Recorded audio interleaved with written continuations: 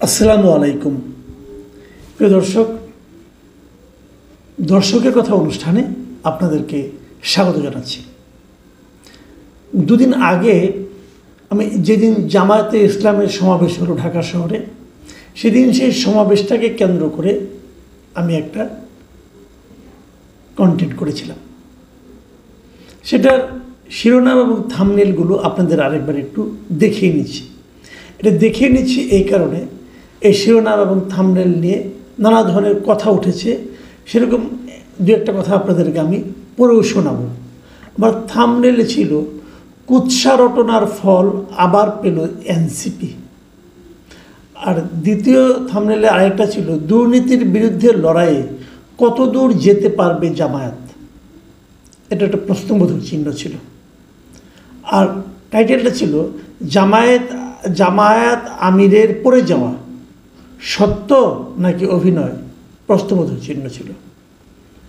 আমি একটা প্রশ্ন করেছিলাম, এই ছিল আমার। আর ভেতরে যারা আলোচনা দেখেছেন তারা তো শুনেছেন আমি কী বলেছি। তো সেই বিষয় নিয়ে আরও কিছু কমেন্ট আছে, সেগুলো আপনাদেরকে আমরা পড়ে শোনাব। প্রথম যে কমেন্ট আমি পড়ছি, এটা লিখেছেন আয়ুব আলী।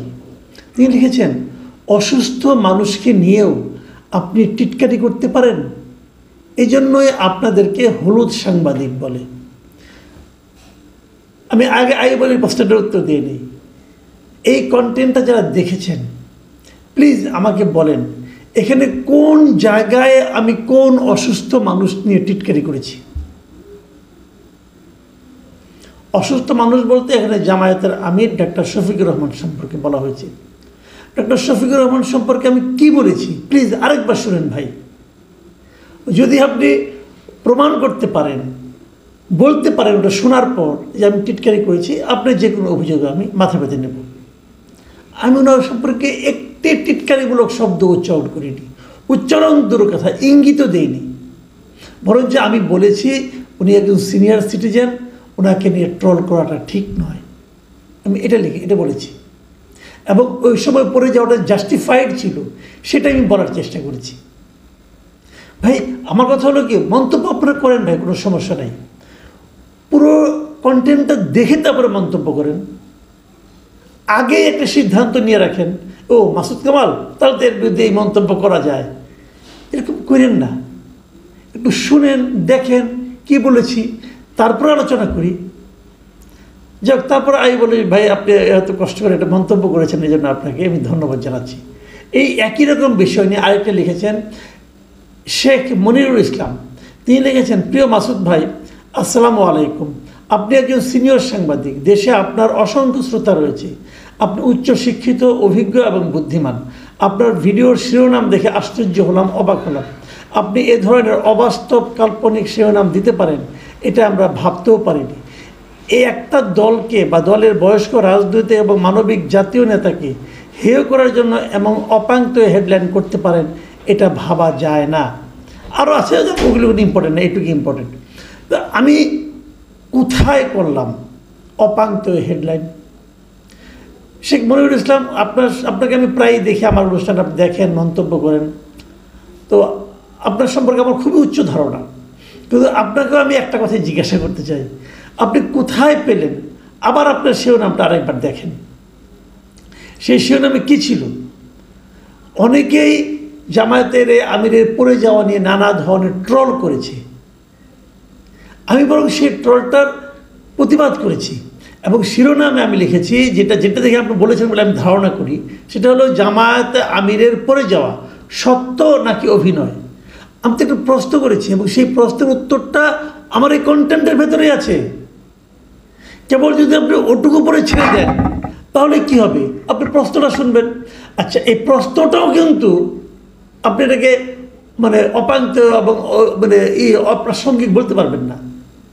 তারপরেও এই প্রশ্নের উত্তরটা আপনি দেখেন আমারটার মধ্যে আছে কি না, এবং সেই উত্তরটা কি আমি ওনাকে বলেছি, উনি অভিনয় করেছেন। ভাই এত সরলীকৃত মন্তব্য তো তোমাকে আপনার কাছ থেকে আমি আশা করি না, যে কারণে আপনি এটা আমি পড়লাম। যাই হোক, আমি পরে মন্তব্যে যাই। সিকিং দ্য ট্রুথ উনি লিখেছেন, ওইটা ভাই রিয়েল ছিল। নিরপেক্ষ মন নিয়ে দেখেন, সবাইকে হাসিনা মনে কইলেন না। ঠিক আছে, আমি তো তাই বলেছি। আতিক খান লিখেছেন, আমার নড়াইল জেলা ছোট, এখান থেকে বাস গিয়েছে 260খানা, আর লোক কত যেতে পারেনি বাসের অভাবে। মানে উনি এখানে এসেছেন। ওনার আরেকটা কমেন্ট ছিল, সেই কমেন্ট আমি দেই নাই, যে উনি সবাই নিজেদের টাকা খরচ করে এসেছেন। এটা ভালো, আমি এটা নিয়ে কোনো আমার বক্তব্য নেই। মাহতাবউদ্দিন লিখেছেন, মেটিকুলাস হবে, যাই হোক, মেটিকুলাস ডিজাইনের অংশ, অসাধারণ অ্যাক্টিং করেছেন জামায়াতের আমির, অসাধারণ। সোহেলানা লিখেছেন, আপনি কেমন রাজনৈতিক বিশ্লেষক? ওরা শরিয়া আইন চায়, শরিয়া আইনে আফগানিস্তান, সিরিয়া, ইরাক, ইরানের কী অবস্থা আপনি জানেন না? বাংলাদেশ ল সলিউশন, তারা লিখেছেন, জামায়াতের অহরহ দুর্নীতির অভিযোগ আছে এবং সত্যতা স্বরূপ প্রমাণও আছে। কুড়িগ্রাম জেলার রাজীবপুর উপজেলায় জামায়াত নেতা আনিস ফকির ভুয়া স্কুল খুলে 110 লাখ টাকা আত্মসাৎ করেছেন। বুঝলাম না 110 লাখ টাকা কীভাবে হয়। যাই হোক, 3 দিন আগে বহিষ্কার, জামাত থেকে বহিষ্কার করেছে, বিভিন্ন পত্রিকায় এসেছে। ঠিক আছে, মানে আমি যে বলেছিলাম জামায়াত নেতাদের যদি কোনো দুর্নীতির খবর আপনার কাছে থাকে সেগুলো আমাদেরকে জানান, আমি সেটা এখানে বলবো, তাহলে জামাতের কেন্দ্রীয় নেতারা বুঝতে পারবেন, তারা হয়তো অ্যাকশন নেবেন। তো আপনি যেটা বলেন এটা তো অ্যাকশন তারা অলরেডি নিয়েই নিয়েছে। হাফেজ সেলিম লিখেছেন, মাসুদ কামাল ভাইয়ের আলোচনায় অনেক মন্তব্য করেছেন, কিন্তু একজনও কথা বলতে পারছেন না যে জামাতে ইসলামী এবং ইসলামী ছাত্র শিবিরের লোকজন চাঁদাবাজি, মাস্তানি, টেন্ডারবাজি, দখল বাড়ি পড়ছে। এটা কিন্তু এখন পর্যন্ত কেউ বলতে পারছেন না। এটা আসলে ঠিক নয়, দু একজন বলেছেন, কিন্তু খুব আপনার কথাটা আবার ঠিকও আছে। সেটা হলো গিয়ে খুবই কম লোক বলেছেন। SL ওয়াসিফ লিখেছেন, শত আছে ভিডিও সহ, মসজিদ দখলও ছাড়ে নাই। ওয়াসিফ সাহেবকে আমি বলবো, ভাই যদি থাকে, যদি ভিডিও থাকে, সেগুলো পাঠান না আমাদের কাছে, আমরা একটু দেখতে চাই। এটা কিন্তু কোনো চ্যালেঞ্জ কিছু না, করতে পারবেন আমি তা বলছি না। আমার কথা হলো আপনারা পাঠান, সেগুলো ওনাদের পাঠাই, দেখি ওনারা কী অ্যাকশন নেন, অথবা ওনারা দেখুন কী অ্যাকশন। আপনি ভিডিওগুলো দেখেন না, খেলে আছে বলে ঢালাও মন্তব্যগুলো তো হবে না, তাই না? মাসুদ খান পলক লিখেছেন, সারা বাংলাদেশে হাট বাজারে ইজারা নিচ্ছে কারা, ভালো করে খোঁজখবর নিয়ে দেখেন। রিয়াজ শরীফ লিখেছেন, আমার বাড়ি খুলনা শহরের বাগমারা এলাকায়। আমার বাড়ির সামনে একজন জামায়াতের সাবেক রোকন আছেন। 5 আগস্টের পরে আমার বাসার সামনের 4 ফুট রাস্তা সিটি কর্পোরেশনের আওতাধীন। 25 বছরের বেশি সময় ধরে এই গলির ভিতরে যারা আছেন সবাই এই রাস্তা ব্যবহার করে, কিন্তু উনি এখন সেই রাস্তার 3 ফুট জায়গা তার নিজের দাবি করে দেওয়াল উঠিয়ে দিয়েছে। কারণ ওনার বাড়ির পেছনে সরকারি খাল ভরাট করে নতুন 20 ফিট রাস্তা হয়েছে। এই কারণে সামনের যেটা 8 ফিট রাস্তা ছিল, ওই রাস্তার দরকার হচ্ছে, তাই সে তার নিজের জমি দাবি করে রাস্তার উপরে দেওয়াল উঠিয়ে দিয়েছে।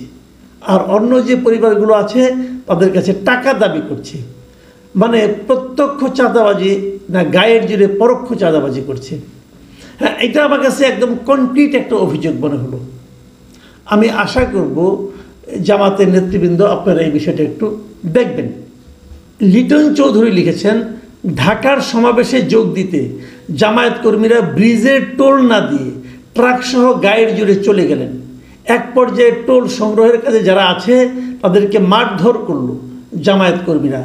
জামায়াতের আমির যতই গুণ কীর্তন করুন না কেন, ওনাদের কর্মীদের কিন্তু ইনারাও এখন কম যান না। পেশিশক্তির রাজনীতি জামাতের কর্মীরা শুরু করেছে সারা দেশ জুড়ে, এটা সবাই জানে।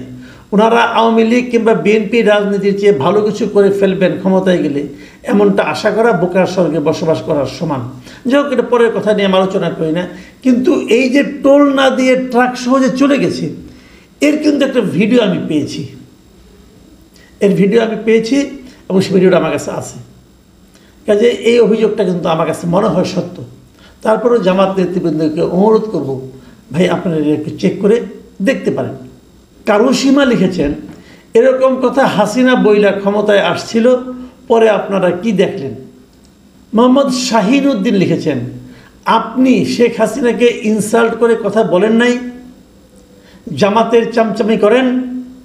জামায়াতের কথা বিশ্বাস করা আর বীরধর সাহেবকে বিশ্বাস করা একই কথা।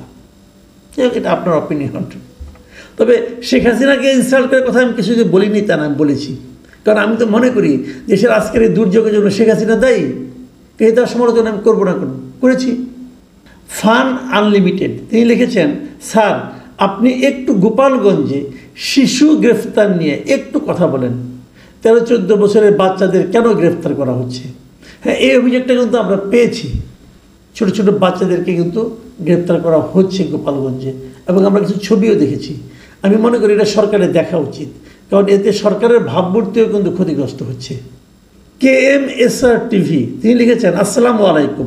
ওয়ালাইকুম আসসালাম। মাসুদ কামাল ভাই, পিআর পদ্ধতিটা কি জানতে চাই, জানি আপনার কাছ থেকে আসল কথাটা জানতে পারবো, সেই জন্য আপনাকে প্রশ্নটা করলাম, দয়া করে বিস্তারিত জানাবেন। হ্যাঁ, এটা আপনি খুব একটা ভালো প্রশ্ন করেছেন, কারণ আসলে পিআর পদ্ধতি নিয়ে এই মুহূর্তে রাজনীতিতে ব্যাপক আলোচনা চলছে, এবং এই পদ্ধতিটা আসলে কি জানা দরকার। ডিটেল আমি অন্য কাউকে বন্ধ করতে দেখিনি। আমি আশা করছি 2-1 দিনের মধ্যে এই সংক্রান্ত একটা ডিটেল এমনভাবে করবো যাতে নাকি আপনি ব্যাপারটা বুঝতে পারেন। দোলান মাহমুদ লিখেছেন, অনেক অনেক ধন্যবাদ মাসুদ কামাল ভাই। সবার সাথে আপনার একটা পার্থক্য আছে, তা হলো আপনি প্রত্যেক সরকারের আমলে সরকারের সমালোচনা করেন তার দুরস্ত্রুটি নিয়ে। সবাই সরকার চলে গেলে, ক্ষমতা চলে গেলে তার নিয়ে সমালোচনা করে, এরাই কাপুরুষ। আপনার সুস্বাস্থ্য ও দীর্ঘায়ু কামনা করছি। অনেক ধন্যবাদ ভাই, আপনি আমাকে এক ভাই বিশ্লেষণ করেছেন, এটা প্রশংসার পর্যায়ে পড়ে। কিন্তু আমি আসলে এই কাজটাই করি, যখনই সরকারে কেউ আসে আমরা তাকে নিয়ে বেশি আলোচনা করি। এই কারণে করি যে সাধারণ মানুষের কিন্তু সরকারের কাছেই চাওয়া পাওয়া, যে জিনিসটা দেশে যদি অশান্তি তৈরি হয়, যদি আইন শৃঙ্খলার অবনতি ঘটে, এই জন্য আপনি কাকে সমালোচনা করবেন? সরকারে যেই থাকুক না কেন তারই সমালোচনা করবেন। কাজে আমি আসলে এই কাজটাই করি। প্রিয় দর্শক, এই ছিল আজকের মন্তব্যগুলো যেগুলো আমি পড়লাম। একটা জিনিস আপনারা লক্ষ্য করবেন, মানে আমার কাছে যেটা খুব খারাপ লেগেছে সেটা হলো শিরোনাম দেখেই মন্তব্য করতে যায় না। যদি আপনার কাছে কোনো খটকা লাগে প্লিজ একটু শুনেন ভেতরে আমি কি বলেছি। আমি একটা প্রশ্ন করেছি, সেই প্রশ্নের উত্তরটা আমি দিয়েছি, সেই উত্তরটা শুনে তারপরে আপনি আমাকে বিচার করেন। কাজেই চট করে যে সুইপিং কমেন্ট করা, এটা করলে হয় কি, মনে করেন আমার প্রতি একটু অবিচার করা হয়, তাই না? প্রিয় দর্শক, এখন এ পর্যন্তই। আগামীতে আবার হয়তো একদিন আসবো। ভালো থাকবেন আপনারা।